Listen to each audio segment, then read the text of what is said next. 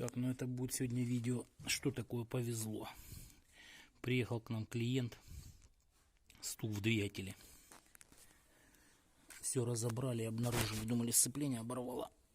А тут, сейчас покажу.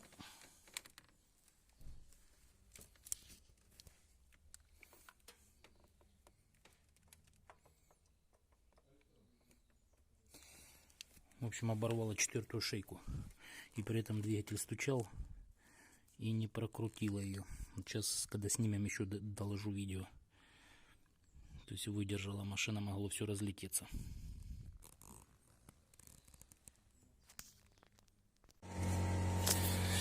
Так, покажу эту ж Мазду. Работала. Стучала, но работала. Вот какие приколы бывают на Маздах. Это у нас шестерка Mazda 6 2012 года.